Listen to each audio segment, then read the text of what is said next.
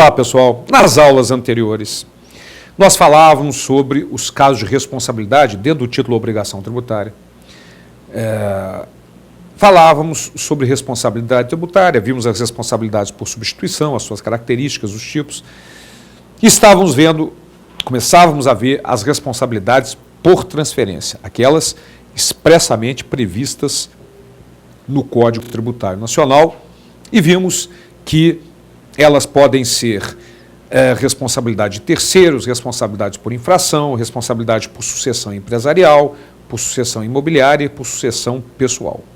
Então vamos começar agora, e vimos um detalhe importante também na aula passada, é bom reforçar o artigo 129, que determina que a responsabilidade diz respeito a todos os fatos geradores ocorridos anteriormente. Então o adquirente de um bem imóvel responde por todos os fatos geradores anteriores dos tributos que não foram pagos, quer tenham sido constituídos pelo lançamento ou não. Muito bem. Então agora vamos para o primeiro tipo, que é a responsabilidade de terceiros, do artigo 134 do CTN. Então vamos lá. Cuidado com esse artigo 134, que ele tem alguns detalhes importantes que precisam ser bem entendidos. Artigo 134. Nos casos de impossibilidade de exigência da obrigação principal por parte do contribuinte, respondem solidariamente. Então, a responsabilidade é solidária com estes, nos atos em que intervierem ou pelas omissões de que forem responsáveis. Minha gente. Então vamos lá. Inciso 1º. Os pais pelos tributos devidos por seus filhos menores. Então, mas muito cuidado, minha gente, nos casos de impossibilidade de exigência da obrigação principal por parte do contribuinte. Esse é um detalhe muito importante.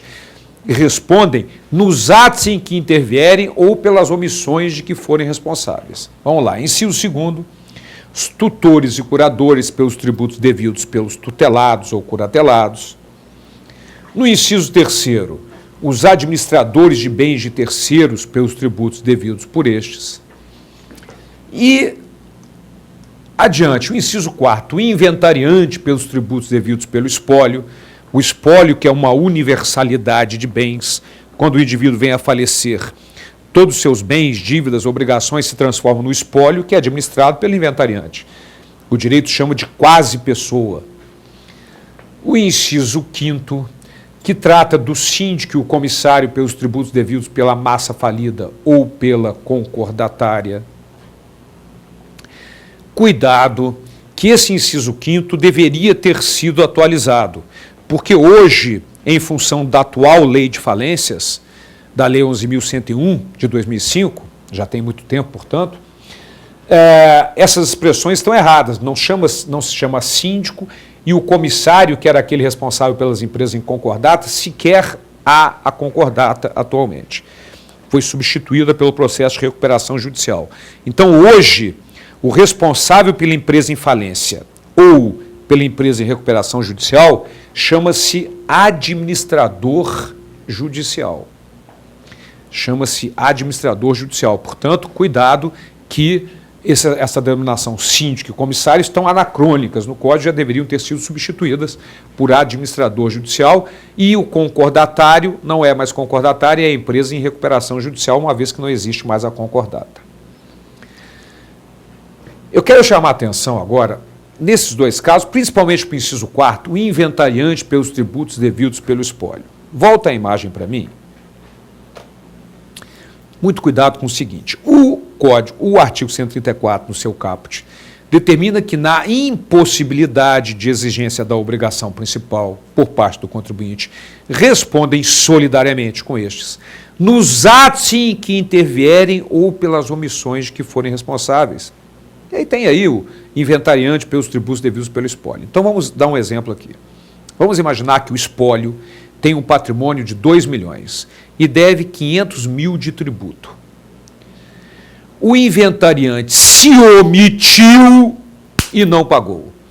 Ele será solidariamente responsável, porque há solidariedade nos atos em que intervier ou pelas omissões de que forem responsáveis. Agora vamos imaginar uma outra situação. O patrimônio do espólio é de 2 milhões, mas ele deve 5 milhões de tributos. O inventariante pagou o que podia com o patrimônio do espólio. Nesse caso, ele não se omitiu, então ele não será solidariamente responsável com o seu próprio patrimônio, é lógico que não. Portanto, todas essas pessoas descritas no artigo 134 como responsáveis, pais, tutores, curadores, administradores, inventariante, administrador judicial, etc., só serão responsáveis nos atos em que intervierem ou pelas omissões de que forem responsáveis. Esse é o grande detalhe do artigo 134. Certo? Senão, ninguém seria inventariante, se o patrimônio dele não tivesse que arcar com as dívidas do espólio. Muito bem, mas vamos adiante. No inciso 6º, os tabeliães, escrivães e demais serventuários de ofício, por eles ou pelos atos praticados por ele ou perante eles, em função de seu ofício. O inciso 7º, os sócios, no caso de liquidação de sociedade de pessoas. Sociedade de pessoas são aquelas sociedades que têm sócios de responsabilidade ilimitada. Estas são as sociedades de pessoas. Estas sociedades que têm sócios de responsabilidade ilimitada, os sócios respondem solidariamente nos atos em que intervierem ou pelas omissões de que forem responsáveis. Maravilha. Voltando para mim, agora que eu quero uma atenção muito especial, quando nós estudamos em aulas passadas a questão da solidariedade no direito tributário, nós vimos que a solidariedade, de acordo com o artigo 124, parágrafo único do CTN, não comporta benefício de ordem, ponto final. Não há benefício de ordem em nenhuma hipótese dentro da relação obrigacional tributária. Mas o caput do artigo 134, que nós estamos estudando, ele deixa uma dúvida que precisa ser esclarecida. Ele determina que na impossibilidade de exigência da obrigação principal por parte do contribuinte, aí sim respondem solidariamente com estes, nos atos em que intervierem ou pelas omissões que forem responsáveis, todas aquelas pessoas, os pais, tutores, curadores, administradores de bens, inventariantes, o administrador judicial, os tabeliães, os escrivães, os sócios, no caso de sociedade de pessoas em liquidação. Mas então, alguns doutrinadores consideravam que havia nesse caso uma solidariedade, porque primeiro tinha cobrado o contribuinte e nos casos de impossibilidade de cobrança seria cobrado do responsável. Mas não é assim que funciona. Nós precisamos entender bem esse artigo 134, que na verdade ele existe em 2 tempos, na verdade. São 2 tipos de responsabilidade, nós podemos chamar a atenção para isso. Vamos lá. O que acontece? Primeiro tem que se cobrar do contribuinte. Na impossibilidade de exigência dessa obrigação principal por parte do contribuinte, aí sim, surge a solidariedade entre ele mesmo, o contribuinte, que voltou a ter condições de pagar, ganhou na Mega Sena, e o responsável. E aí, minha gente, a solidariedade já sem o benefício de ordem. Ok? A solidariedade sem benefício de ordem. Então, cuidado. Na verdade, esse artigo é igual ao antigo motor da moto Yamaha. 2 tempos. Começa assim, primeiro tem que se cobrar do contribuinte. Não foi possível, aí surge a solidariedade entre ele mesmo, se vier a ter condições de pagar, e o responsável. E essa solidariedade não comporta benefício de ordem em hipótese alguma. Então, muito cuidado. Conforme está no artigo 124, parágrafo único do CTN, a solidariedade no direito tributário não comporta benefício de ordem em hipótese alguma. O que acontece no artigo 134 é que ela só surge na impossibilidade de exigência da obrigação principal por parte do contribuinte.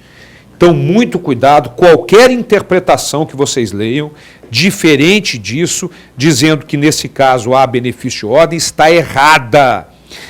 Qualquer questão de prova que perguntar, não há, em hipótese alguma, o benefício de ordem nos casos de solidariedade tributária. O que acontece no artigo 134 é isso. Primeiro tem-se cobrado o contribuinte e, se for impossível, aí sim surge a solidariedade entre ele mesmo, se vier a ter condições de pagar, e o responsável. Então, voltando para mim, esse é um detalhe crucial, importantíssimo, no que diz respeito ao artigo 134. Existem duas questões importantes que eu quero colocar, jurisprudenciais, antes de olharmos o parágrafo único do artigo 134. Então, vamos lá. A dissolução irregular da pessoa jurídica é causa que permite a responsabilização solidária do sócio pelos débitos da sociedade por cotas de responsabilidade limitada. Todavia, se a retirada do sócio ocorre em data anterior ao encerramento irregular da sociedade, tal fato não se presta a fazê-lo suportar as dívidas fiscais assumidas, ainda que contraídas no período em que participava da administração da empresa. Portanto, minha gente, a dissolução irregular da sociedade, voltando a imagem para mim, a dissolução irregular da sociedade, ela é causa de desconsideração da pessoa jurídica. E aí os sócios respondem solidariamente. Certo?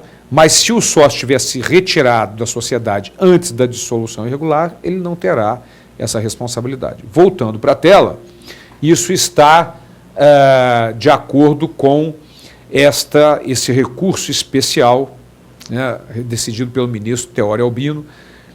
Então, esse é um detalhe importante a respeito do artigo 134.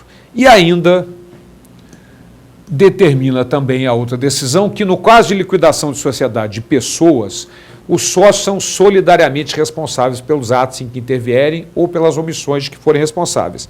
Vocês já sabem que a responsabilidade, sociedade de pessoas, é aquela sociedade que tem sócios de responsabilidade ilimitada.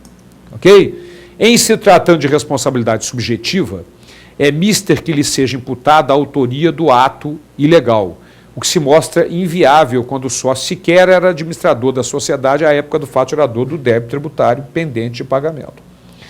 Então, essa também é uma decisão importante no sentido de que, se o sócio, à época, embora fosse sócio de responsabilidade ilimitada, se à época dele não houve nenhuma participação efetiva dele que possa atribuir a autoria, imputar a autoria do ato a ele, ele não será solidariamente obrigado. Esse é um detalhe importantíssimo a respeito da jurisprudência.